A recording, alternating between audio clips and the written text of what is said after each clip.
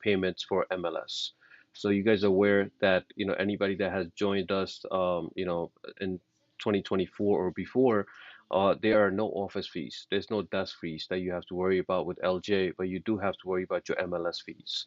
80% of our agents do take care of the payments on time. There are about 20% that would wait literally on the last minute. But if you're watching this recorded, if you have took care of your payment, thank you so much. We did release around 6 to 7 agents that could not pay the fees. It's perfectly fine, guys. We know the situation in real estate. We know that it's hard to make a living out of it, and unless you really put your mind to it. But if you're not able to pay the fees, we do have to release your license. But at the same time, if you're active, we want you to stick with us for a long, long time. Okay. All right. So let's. Hey, good morning, Sclaren. All right, guys, let's get started. So the interest rates are definitely in our favors, right? They are coming down the way we want it, and hopefully they keep coming down in the next meetings. So according to Freddie Mac, the interest rates for 30-year fixed, they are hovering around 6.08. And you can see the 52-week range there. 6.08 is definitely on the lowest end compared to 52 weeks price range. Okay, 15-year loans. You'd be surprised how many people come to us and say, hey, give me both option. Give me for 15-year and give me for 30 years because they can afford to purchase that property. On the other hand, we have some people who are going with 30 years and sometimes they say, hey, do you have any 40-year option, right? We don't want them to go with 40-year ever. There might be a few lenders that give it, but you're not able to build any equity. On the other hand, if you're going with 15 years, that means you want to pay that loan off in 15 years. Your income is there, right? So there are plenty of people who do go with 15 years, and the interest rate they're getting is much, much better than 6.08. That is averaging around 5.16. Okay. And according to Mortgage News Daily, their 30-year fixed conforming loans are hovering around 6.20, very similar to what we saw last week. So we might see this rate in maybe high fives and low sixes for next couple of months until we see the next rate cut or two. Okay. And I was watching one of these Fed meetings interview just a few days ago, and they're saying that they're going to go with the next rate cut or next meeting. They're going to decide how is the inflation data headed and how's the unemployment data headed. So those two things should trigger either they will do another 25 basis point rate cut or not. Okay. There are clients who go with FHA loan because their credit scores is below 680. Remember, we mentioned that we need to remember if your credit scores or your client's credit scores are below 620, then they usually don't have that conventional loan option. They end up going with a FHA option, which is a fine option. The interest rates are lower. There are some upfront costs for FHA. Your mortgage insurance does not go away quickly, but you do benefit from a little bit lower interest rates, which is hovering around 5.75. Okay. So when you look at these interest rates, they got to mean something as a mortgage payment. So if the loan is for $500,000, your principal and your interest alone, just those two things, principal and interest, is going to be around $3,100 or $3,062 to be exact. But on top of that, you have your property taxes. If the property taxes are $6,000, that means you got to add $500 to this monthly payment. So $6,000 divided by 12 months. So you got to add $500 per month to your monthly payment. And then you have your home insurance. Let's say your home insurance is $1,200 for the year, then you add another $100 to this payment. Okay, so in total, you're looking at around $3,600 or $3,700 as your mortgage payment. It is definitely doable, guys, in this price range and this interest rate compared to when we saw 8% and the same mortgage and same monthly payments was over $4,000. Okay, so now your clients are doing the math. So I want you guys to be very comfortably do the math for them as well. What does these interest rates they really mean as a mortgage payment? Okay. So not every realtor knows about these mortgage bonds, but they're directly connected with one another. So not every one of us are paying attention. Our loan officers are paying attention to this. So if you see any bonds declining, like you saw this yesterday, 18 basis points, 7 basis point, 13 basis point, they were coming down. That means the interest rates did go up a little bit. So when these bonds go up, then the interest rate goes down. It goes in a reverse order. So if you guys are paying attention to this, that's great. So every week we will be showing you where the bond's headed, and then you can really know, hey, where the interest rates is going to be headed. It's going to be going in the opposite direction. Okay.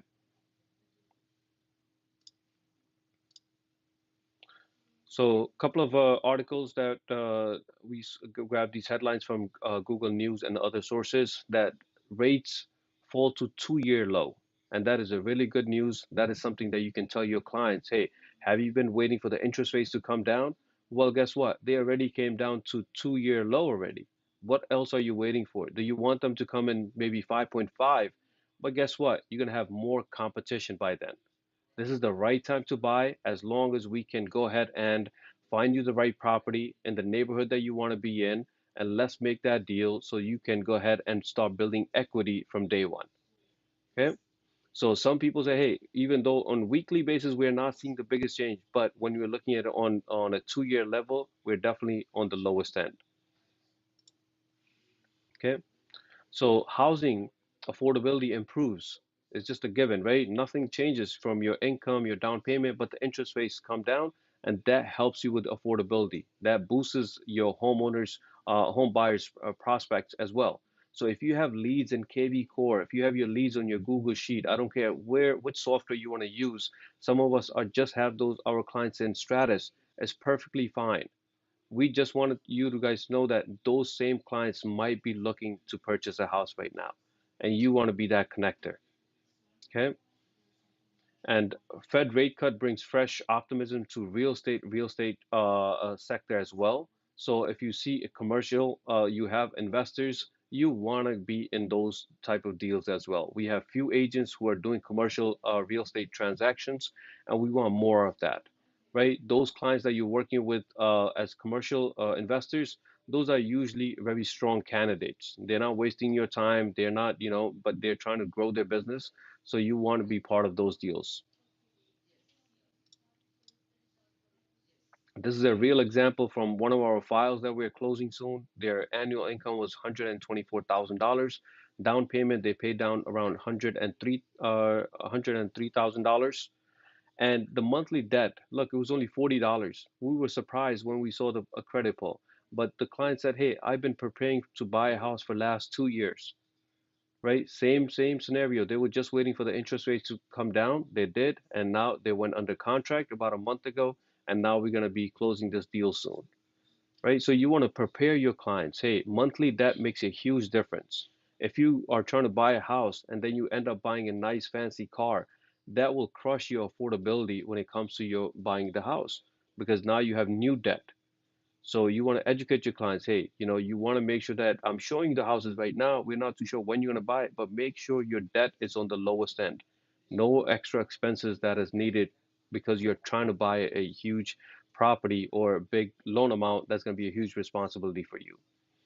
Okay, so this family could have afforded to buy up to $818,000 property.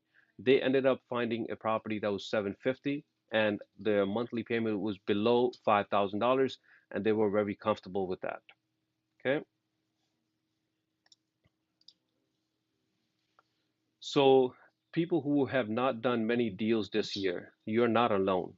Okay, so we know that there are some agents of ours who are very professional. They're following up with their clients, but just that the clients are not ready, right? So that is because look at this overall stats that you see in U.S. homes turning over is at the lowest rate in 30 years. Just 2.5 of homes that swapped hands that actually in the first 8 months of 2024, from January until August, only 2.5. That means every out of 100 properties, only 2.5 properties actually were, being sold. They actually swapped hands, right? They actually did a transaction. Less than three of them. So we know overall market had a lot to do with it. High interest rate, low inventory. Both of those things are changing right now. So if you struggle in the first half or maybe first 3 quarters, the last quarter that we are in right now, October, November, December, you guys can take some action on that and make a turnaround with your transactions there too. Okay. And that's the lowest turnover rate in the market we have seen in 3 decades. So that is a big, big number to know that, hey, it's just not you, it was just the overall market was on the lower end. Okay. In COVID time, we had agents who were not even trying to show the property, but clients were following up with you guys. Hey, I really need to buy a house. The interest rates are so low. I really want to buy a house as soon as possible. In 2024, we did not see that. Okay. But now the interest rates are coming down, so hopefully these stats will change. And you can see in here too, what was the reason? Mortgage rates and home prices were have been what keeping the home buyers on the sidelines. And these are the same guy that want to take some action. Hopefully you guys can help them out. Okay. And let's talk about our fees, guys. Right? Real estate fee settlement created a new competitive ball game, experts say. So we are seeing that, hey, there are some agents who love the changes. They say, hey, that's perfect. Hey, if I'm getting the listing, I'm telling my seller, hey, as your listing agent, I'm going to be representing you, and you only need to worry about my payment, right? You don't have to worry about that. There's some listing agent that's going out and telling the sellers, hey, the new law is that you don't have to pay the buyer's agent, but I highly recommend that you do offer something so we can go under contract as quickly as possible. Okay, so there are some agents, that are talking to the home sellers about benefits of offering commission to the buyer's agent. There is a huge one, right? Because not every homeowner has money sitting around for their down payment, closing cost, and now your real estate agent fees. Some agents ask me, hey, this fee that we're talking about, is it part of the closing cost? No, it's not part of the closing cost. It is separate. So let's just go through the numbers. If you're a first-time home buyer, you need down payment of minimum of 3 to 5%. Then you also need closing costs 3 to 5%. And then now you asking as a buyer's agent 1, 2, 3%, whatever the number might be. So you got to add all those three numbers, and that is what they have to bring to the closing table. Okay. And homebuyers just need to take their time to understand the agreement. We had a case where one of our agent was in the conference room telling them, "Hey, there are some changes, since August." She said, "Show me proof." So we have some guides from our LIBOR where it gives them a question and answers to all those common frequently asked questions. LIBOR had made a checklist for that. I will be sharing that with you guys later on today. So you guys can tell your clients, hey, it's just they can check the news, they can call LIBOR and find out about these changes. Okay. So we have about 7 or 8 people here, guys. Anyone wants to share their experience so far? Did you have any clients that ran away from you as soon as you mentioned, hey, I need you to get paid or I need you to sign my agreement? Did anybody have positive or negative feedback so far, guys?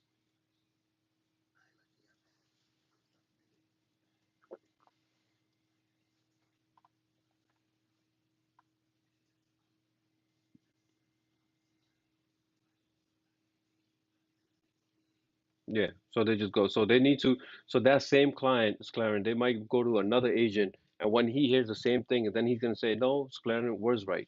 Now I want to find out what he was charging compared to this other agent from this agency." So they're gonna keep going back and forth.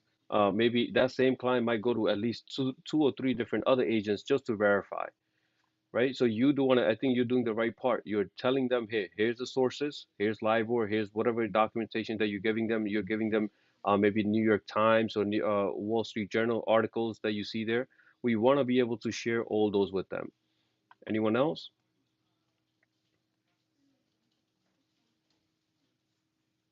Positive feedback, negative feedback from your buyers?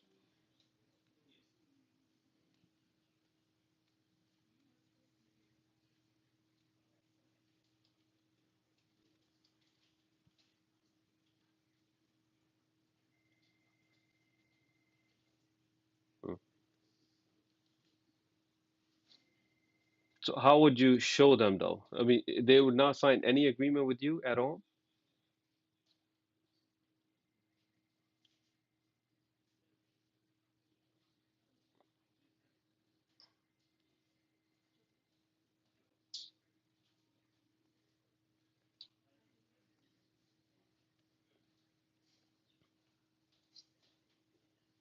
Skip that one. Okay, okay, that is in their favor, right? You can. How about telling them? How about do they really want to miss out on those properties that the agent is saying no to? Maybe we can. Go ahead.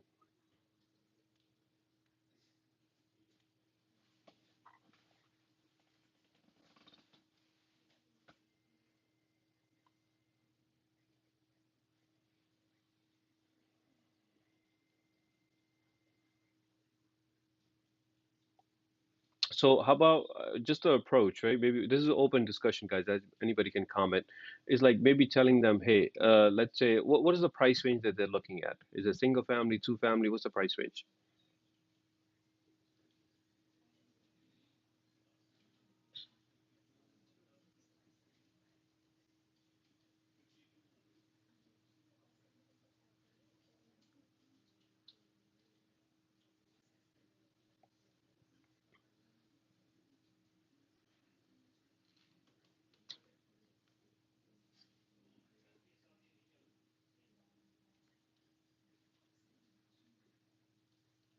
Okay. So I would approach in a couple of ways. One is that I would look at the price range, 650, right? And now the property that you sold was 575. Just was that property listed on the lower end and you did the comps and it was worth more, right? It's just one of those strategies, right? So he's fine. So forget about the listing price, right? When you did your comps and let's say you wanted to put in an offer for $600,000, right? And we have $600,000 and we telling the client, hey, let's put in an offer for $600,000, assuming that they're giving us the commission, right? If they're not giving us the commission, how about we just put in an offer for 590 instead of just skipping the whole property in general and just giving it a shot? If it works at 590, great, right? That $10,000 that you owe me, we're already building it in. Instead of offering 600,000, we're going to be offering 590. Do you think that approach might work or no?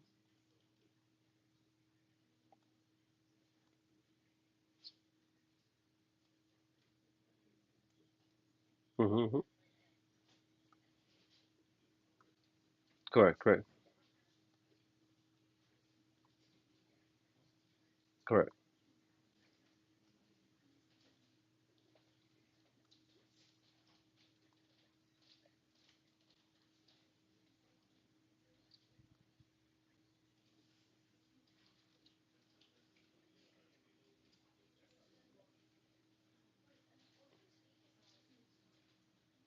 correct, correct.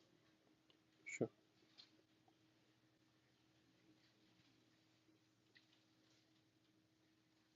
Correct.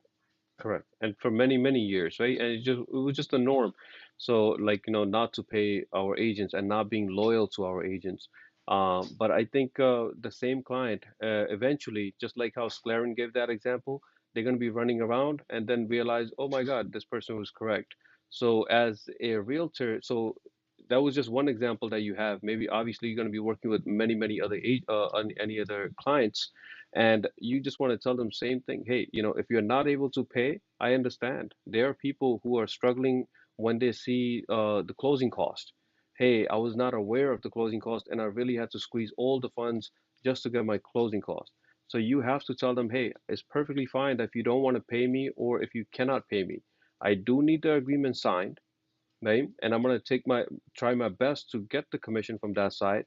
If it's not possible, two ways I can do this. Either we can put at 590, as we were just giving an example, instead of 600,000, or we can put 610 and ask for $10,000 back as a seller's concession. Okay, both of those terms should work. And not every client is going to be like, hey, this is perfect, let's do this. No. But as soon as maybe they don't have that idea that it was even possible to do that. So we just want to tell every client, not assuming that they know or don't know, hey, this is how it works. If you have the funds, you pay me perfectly fine. If you don't, then let's either ask for a seller's concession, put in the offer at 610, get $10,000 back. The seller ends up getting $600,000 anyways. Or let's just put $10,000 below whatever we initially wanted to put in the offer for. We wanted to put an offer for 600,000. Let's put in it for 590, right? So it's only just few ways that we can actually make this work, and you just got to talk to your client and see what they say. Anyone else wants to share?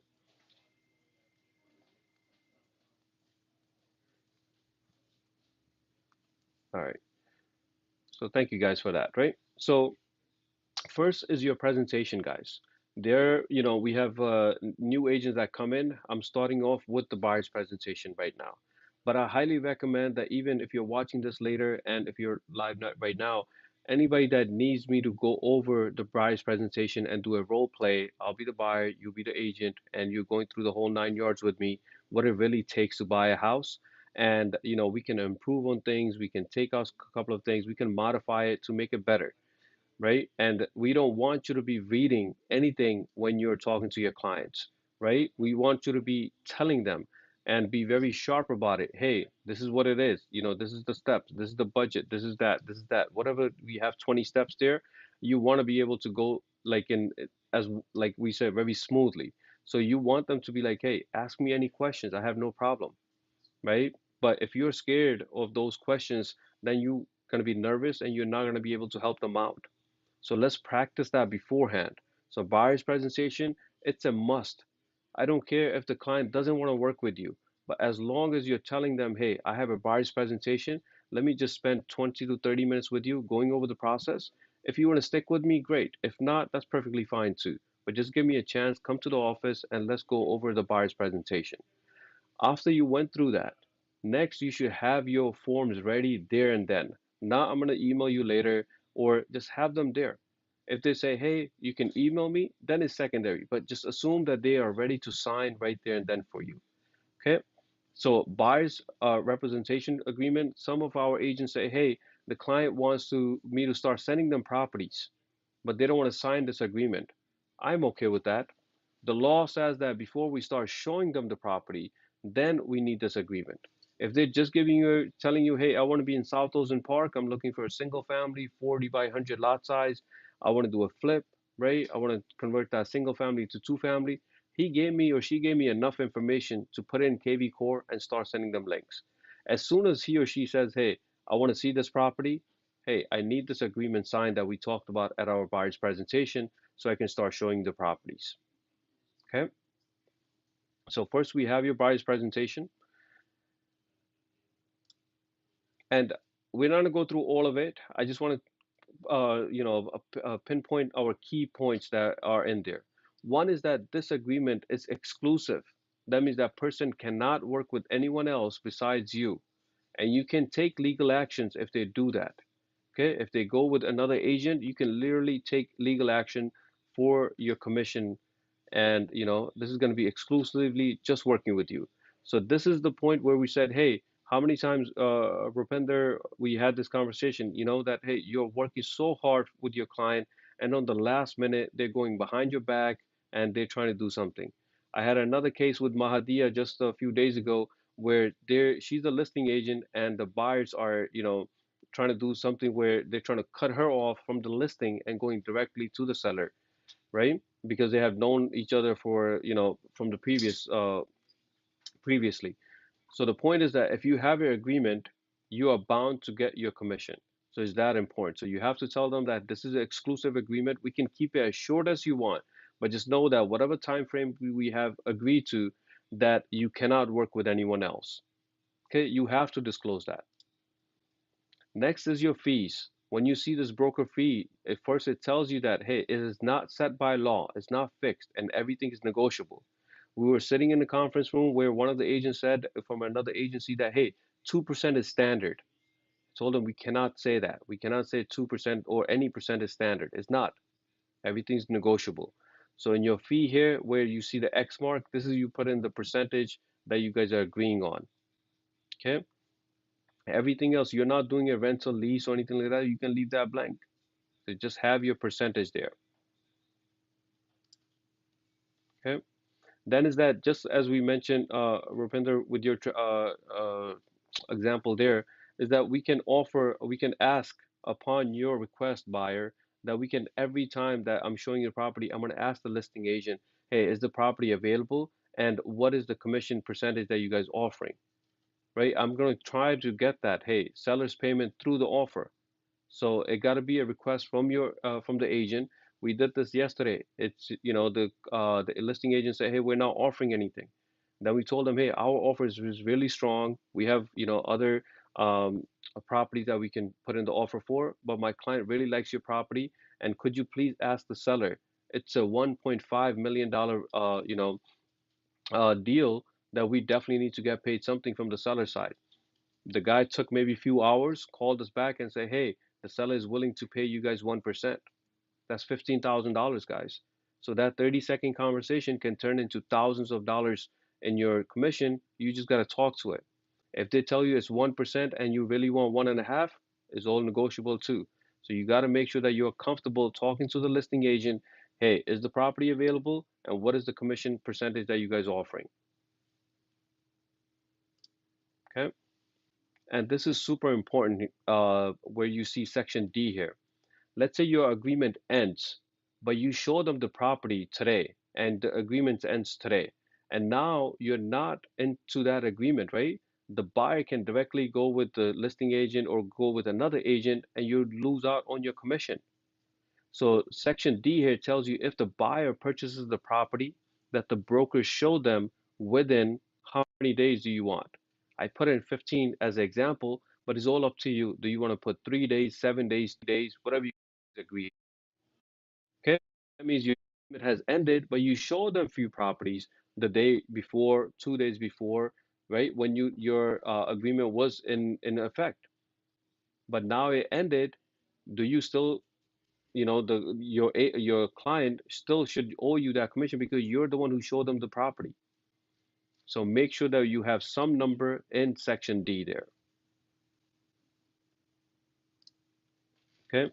Length, we already spoke about this many, many times. So, if you're in your buyer's shoes, they're not going to go and sign a year contract with you guys, right? Some of these guys, I have seen a contract for 30 days, 35 days, 40 days, 45 days, odd numbers. Doesn't matter whatever you guys agree on. That usually is going to be on the shorter end, and you can always extend it or renew it when it expires. Okay. And now for the offer sheet, guys. Some of you guys are using LJ's offer sheet, which has been outdated for almost 3 years. Some of you guys using LIBOR's um, memo sheet, and that was updated for about a year. And now recently, this happened less than 3 or 4 weeks now. This is the new offer sheet. And I want to go through that. First of all, the name is called LIBOR Memorandum, Memo of Offer to Purchase. So this is your offer sheet. So when you see that, if you select your buyer's transaction, right, or your buyer's template in your transaction desk, you will see this there. Okay, what number is it? Let's see. So it's the fourth one on that list. Okay, so once you click on that, first, obviously, it's a disclaimer there that, hey, comps is not set by law. Once again, they keep mentioning that because these are the new laws. So for the seller side, we're leaving it blank because I have no idea what the seller's name is or what the address is. I probably can find out seller's name from MLS, but it's my offer to the listing agent for that particular property. So I'm filling out everything on the buyer side. If you added your buyer to transaction desk initially, you're going to see all the information pull out on this section as well. So if you have two buyers, you can put in buyer name two there. So I'm using Randa Rahman as an example. And you can, if you have the address, great. Otherwise, you can leave it blank. Our offer is from Rhonda. If you don't have the attorney's information at this time, leave it blank. Because when we do find out our offer is accepted, then we need the attorney's information. So where it says property location, this is going to be the property address. I highly recommend that you guys start putting in MLS number. Even the new offers I'm reviewing, a lot of people leave this blank, but we want to connect this offer with that particular listing on MLS. So put in the MLS number there. Then it says proposed closing date. If your client is financing, right, they're getting a mortgage, typically you would want to put in 30 days to 45 days. Okay. If it's a cash deal, you probably want to put in 10 days, 15 days. On cash deal, you're simply waiting for the title report. There's no bank involved, so you can really close that deal quickly. But if there's a bank involved, typically you want to put it for 30 to 45 days. Okay. And number two, it says property disclosure form to be completed and delivered. Every offer that you're putting in, click on yes. you want a property disclosure form to be completed and delivered. So always click yes on that. And now it comes to the offer sheet, right? Your offer proposed terms. What are you purchasing this property for? We're putting in $1 million offer. That's your section A. It's $1 million offer. In your section B, it says seller's concession. Are we asking for any funds back? That's how simple this offer sheet is right now. Are we asking for any seller's concession? The answer is no. Then I put a zero amount there. Then it says C, down payment. That is not the total down payment. It is not the total down payment. This is going to be your earnest deposit. I think they should have used the word earnest deposit in this. So this is going to be payable on when you're signing the contract. So we're going to be, because it's $1 million property, we're putting down $40,000 on the contract. So the client is putting down 20% total. So if it's 20% of $1 million is $200,000. Out of that $200,000, the buyer is putting down on the contract $40,000. Okay. Section D, it says mortgage amount. So if he's putting 20% down payment, that means his loan amount is 80%, which is $800,000 in this case. And then E, balance due at the closing. Initially, we said he's going to put down 20%, which is $200,000, but he already put down $40,000 as your earnest deposit. So he or she needs to bring in $160,000. Okay. So next you have your section F. This is when you already spoke with the listing agent, and the listing agent confirmed that they're going to be offering you 1%. If they are offering 1%, you want to mention that in the offer sheet. That hey, seller's payment to buyer's broker, if applicable, seller agrees to pay buyer's broker in the amount of 1%, 2%, whatever you guys agreed on. Okay, so let's review that real quick. We're putting in $1 million offer. Our client said they're putting in 20% down payment, which is $200,000. You don't see $200,000 anywhere here. You see the breakdown. You see $40,000 and $160,000. That makes up your $200,000 20% down payment. Okay, we're not asking for any seller's concession. If we were, then we put in the dollar amount. Okay, I hope everyone is clear on this. The numbers can be anything, the format will not change. Okay, then for contingencies, you want to protect your first time home buyer, right? You want to tell them, you want to check off where it says financing, and you want to check where it says your home inspection. Tell your listing agent, hey, we're doing a home inspection to make sure that there's no major issues. I'm not trying to break this deal if it's minor issues, and the client is not too. You know, my client, home buyer, has been looking for a property for a long time. They like this property, but we want to do a home inspection to see if there's any major issues that you or the seller does not know about. That's why we have an inspector come in. Financing, I want to make sure that client can actually get the loan.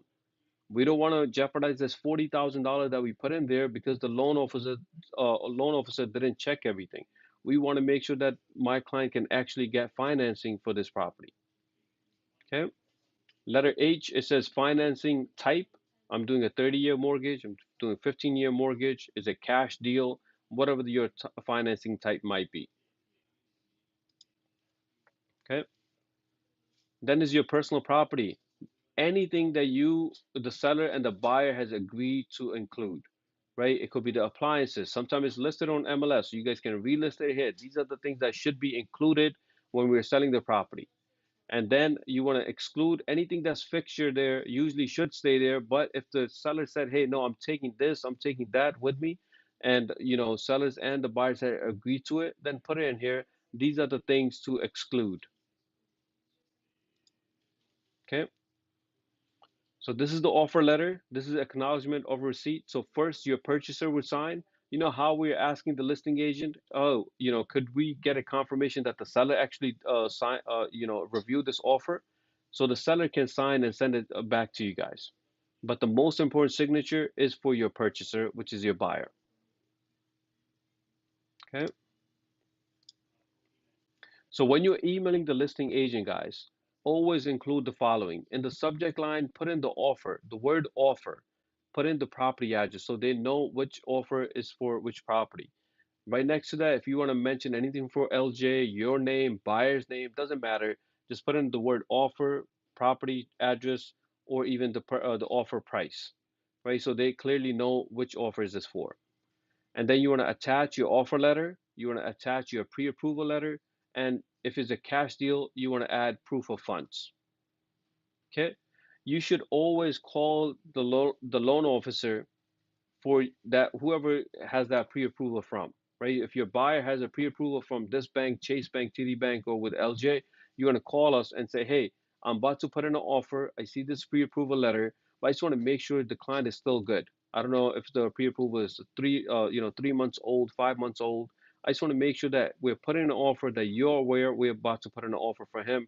Is he still working? Does everything looks good on his file? Okay. So do all those little things for yourself. So it makes you look more professional because when you're talking to the listing agent, you can tell them, hey, I already spoke with the loan officer recently. I know my client is really solid. This is his credit scores look like. He's really solid because he's been working with a bank or in a hospital for X amount of time, right? All the pros that you can give them beforehand. And when now that listing agent actually calls the your loan officer, they can verify all that information. Okay. And once your offer is accepted, you have to put in or fill out a deal sheet. Do not just rely on the listing agent to fill that out. If they already filled it out, great. But you, as a buyer's agent, still need to fill this out too, guys. Everything should be the same, whatever you're seeing on the seller side, right? So you're filling out much information as possible from the buyers. You're getting the information from the seller because we have an offer accepted. We should be able to get the information from the listing agent and fill that information out. Then you have your buyer's attorney. If you're using Richard, I would put all Richard's information. And then I would put in all the buyer's broker, which is going to be yourself. Always include the license numbers. Okay, always include the license numbers, guys. And on the bottom, you already agreed that, hey, you're going to get paid 1% from the buyer side. And the commission side, you want to put that 1%, including because you have an offer accepted. So you already know what is the offer price, right? Maybe it was 610, it was 675. Do the math and put in the exact amount in there as well. You initially send in the offer sheet and your pre-approval to the listing agent. Now the offer is accepted, you want to do a deal sheet and you want to email that deal sheet along with the offer letter and the pre-approval to the buyer's attorney. So this way the buyer's attorney is aware that, hey, there's an offer accepted and he or she should be expecting a contract to come in any day now, right? You don't want the attorney to receive a contract and not know where's it from or who's it for. So you want to prepare that attorney. Hey, attorney, we have a mutual client. Put in the name. Say, hey, this is the deal sheet. This is the offer letter. Here's the pre-approval, and we should be expecting a contract to come in anytime now. Okay. And in transaction desk, guys, you guys can review all the documents that were signed under signing field there. So there's a tab called signing. Click on that and download any documents that you need that were e-signed in transaction desk. So there's definitely a value for being a realtor out there. You guys can see the stats here. 89% of the buyers, 89, that's a huge number. Buyers recently purchased their home through a real estate agent or a broker. 89% of them. So we know that the realtors definitely need that help because buyers definitely need that help from their realtors because they don't know the steps, right? They need that person to be guiding them every step of the way. Hey, what's next? What's next? What's next? You're the one, right? And you guys should know all the bullet points for every step of the way.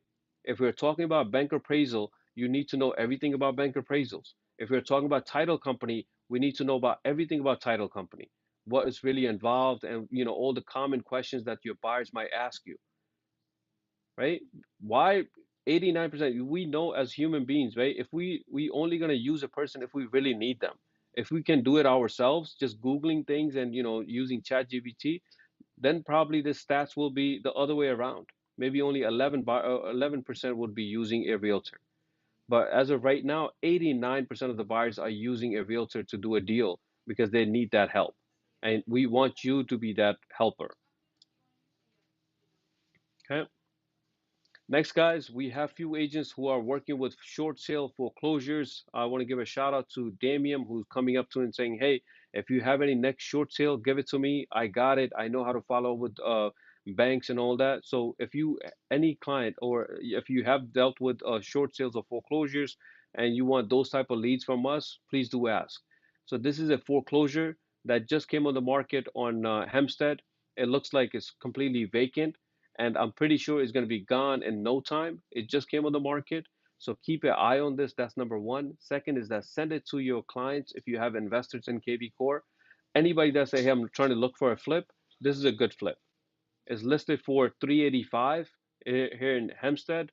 The property taxes are on the higher end, $15,000, but you need to find the right buyer. Okay, has 3 bedrooms, 1 bath. So whatever investor that comes in, they're gonna probably renovate this property, maybe create another bathroom in there, and then maybe list it for 600,000, 650 or more.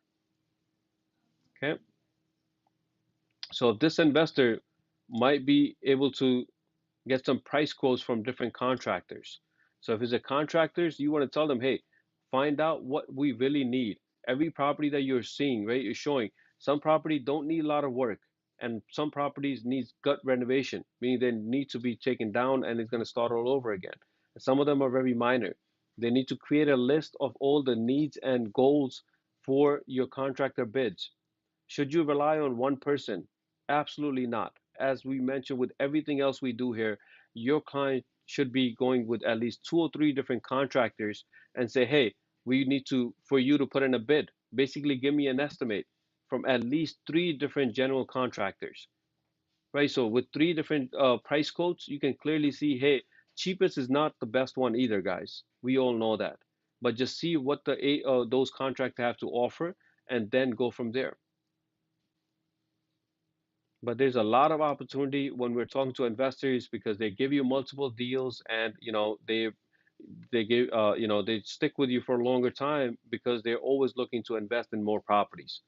And we have all the tools, we doing all the research for them, and they have the many reasons to stick with you.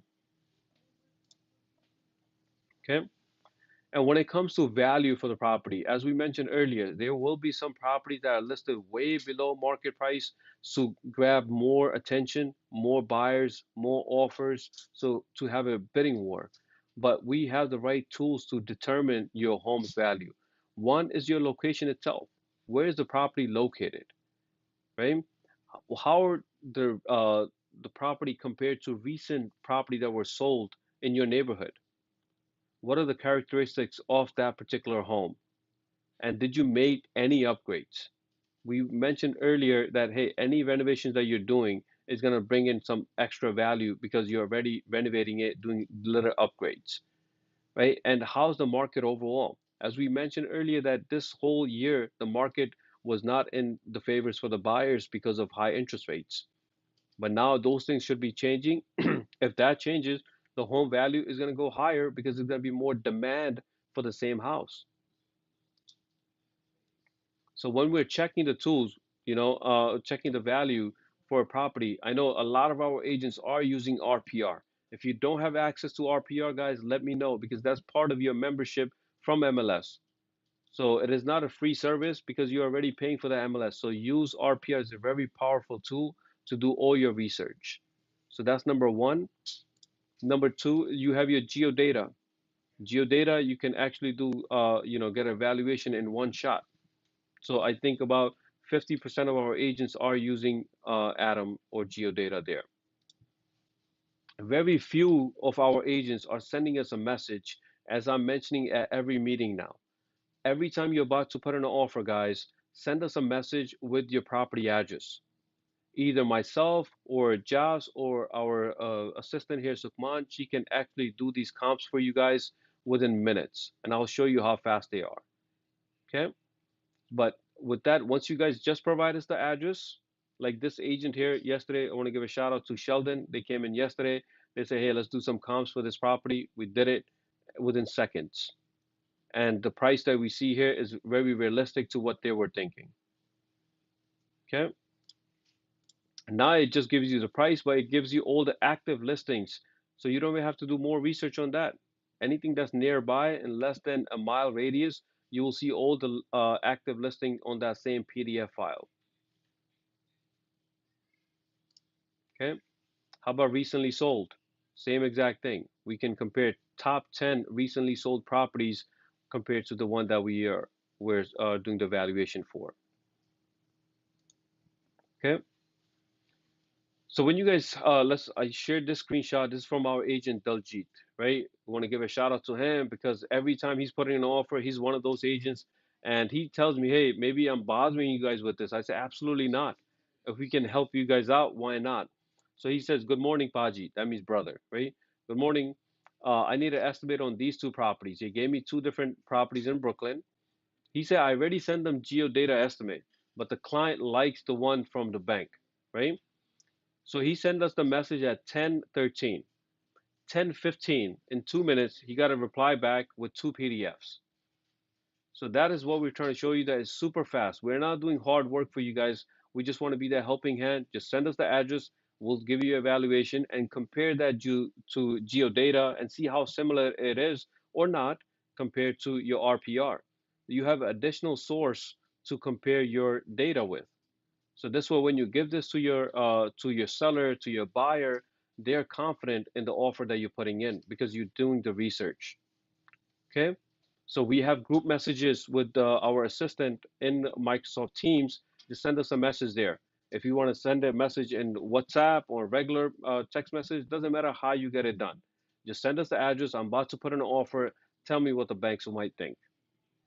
Okay. All right, guys. Next is if it's a seller's market or buyer's market. LTOSresearch.com gets the job done.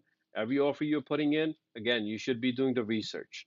And in Jackson Heights here, in Jackson Heights, it's a slight seller's advantage. The score was not that high. But in Valley Stream, the rate is 45. It's a strong seller's market.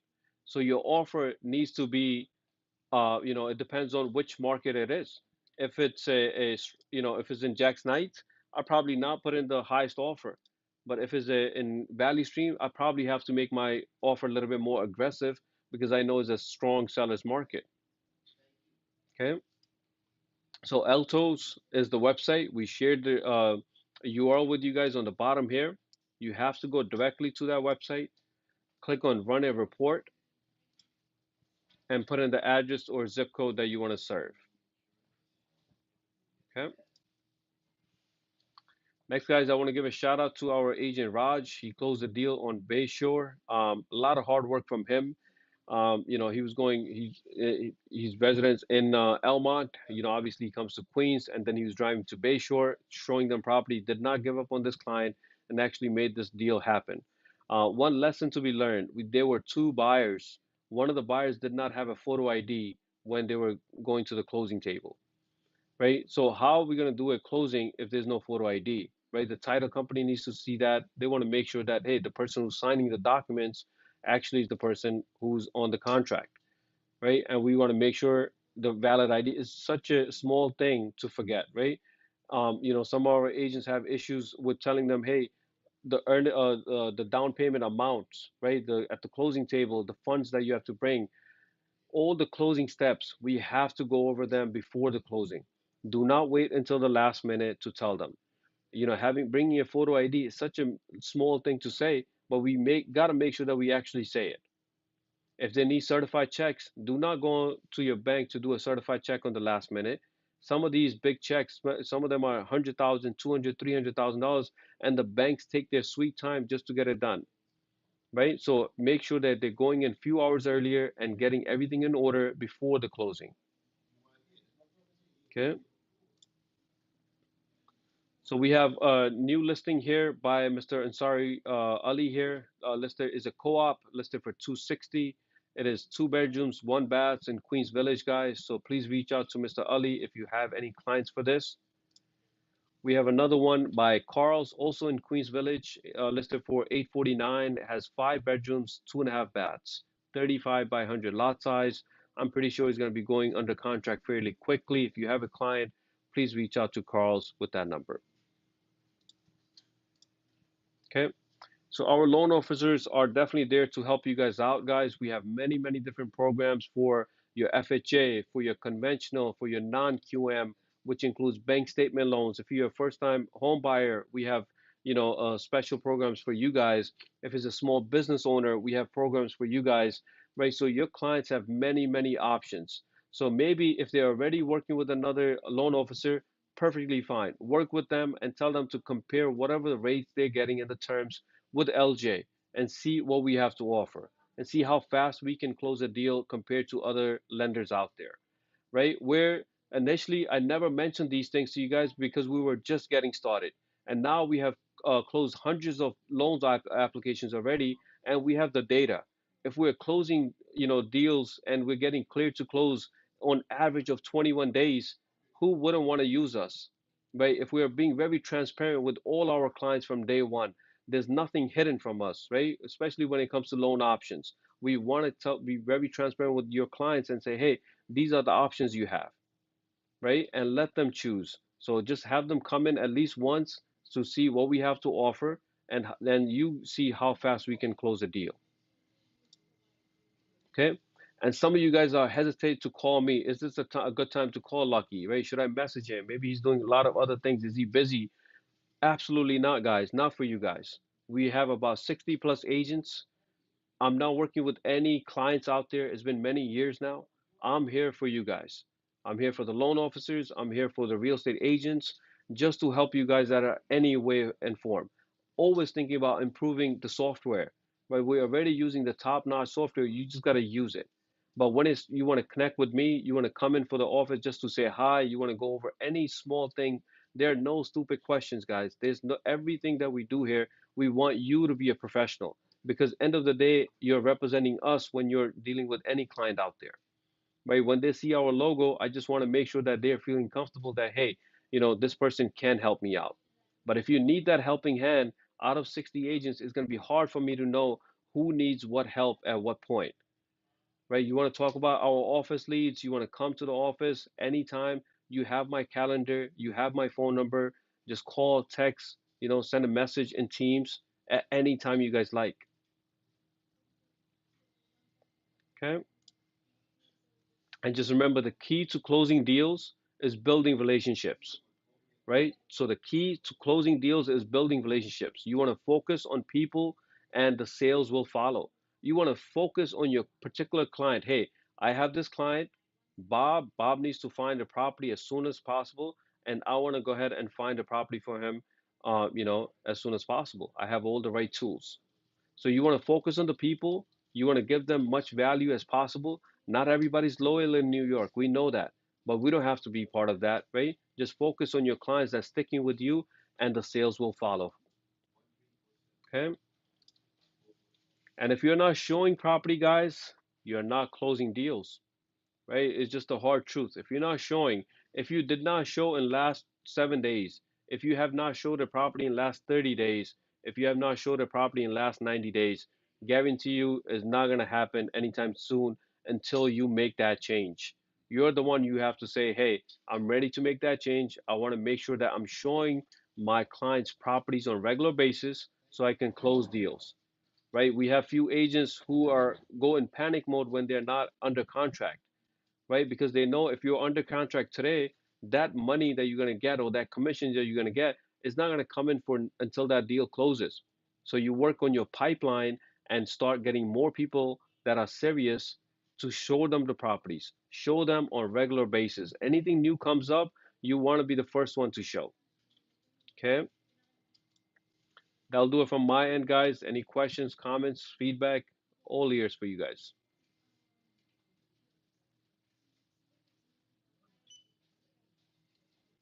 All right, guys, thank you so much.